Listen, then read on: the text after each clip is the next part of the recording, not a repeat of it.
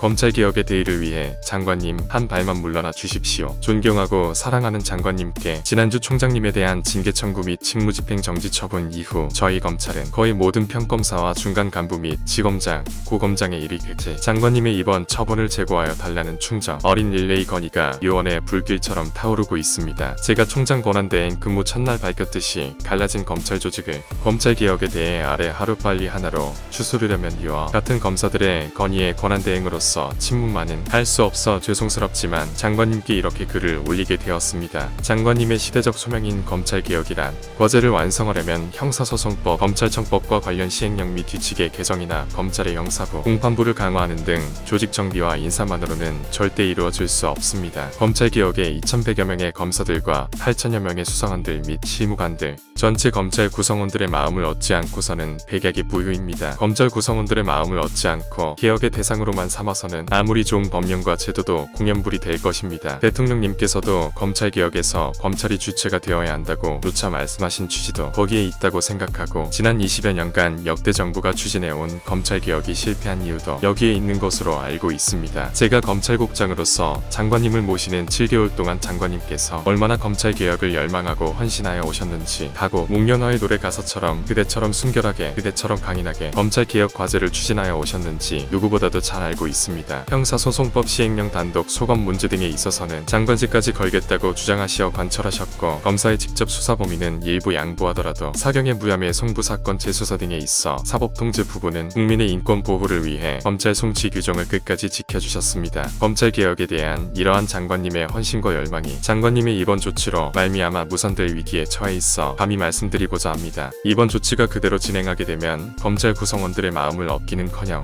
오히려 적대시하는 결과를 초래하게 되고 그동안 문재인 정부가 최우선 국정과제로 추진해온 검찰개혁이 추동력을 상실한 채 명분도 실리도 모두 잃어버리고 숲으로 돌아가 버리는 절체절명의 위기 상황이 올 수도 있어 간곡히 요청드립니다. 검찰개혁의 대의를 위해 장관님 한 발만 물러나 주십시오. 검사들이 거리문에서 지적한 바와 같이 장관님의 이번 조치에 대한 절차 위반이나 사실관계의 확정성 여부, 징계 혐의 사실의 중대성 유무 등에 대하여는 서로 의견이 다를 수 있습니다. 다만 강조하여 말씀드리고 싶은 것은 총장님이라고 재임 기간 중 어찌 흠이 없을 수 있겠습니까마는 저를 포함한 대다수의 검사들은 총장님께서 임기를 채우지 못하고 불명예스럽게 쫓겨날 만큼 중대한 비리나 범죄를 저지르지는 않았다는 것을 확신하고 있습니다. 그리고 총장님이 정치적 중립을 지키기 위하여 살아있는 권력이나 죽어있는 권력이나 차별 없이 법과 원칙에 따라 엄격하게 처리하여 공을 높이 세우신 것에 대하여는 모두 동의하고 있습니다. 현재 대검 감찰부에서 관련 수사가 진행 중에 있고 장관님께서 이번 조치를 계속 유지하는 한 법원에서 최종 판단이 이루어지게 될 것입니다. 그렇게 하기에는 너무 많은 시간과 노력이 낭비되고 그 과정에서 검찰 조직은 갈갈이 찢기게 되고 검찰개혁의 꿈은 검사들에게 희화화되어 아무런 동력도 얻지 못한 채 숲으로 돌아갈 것입니다. 이러한 방법으로는 총장의 임기가 보장되지 않고 검찰의 정치적 중립과 독립이 무너진다면 검찰개혁의 꿈은 무산되고 오히려 검찰을 권력의 신여로 만드는 중대한 우를 범할 수 있습니다. 존경하고 사랑하는 장관님, 오늘은 법원에서 총장님에 대한 직무집행정지, 효력정지 가처분 심판이 있고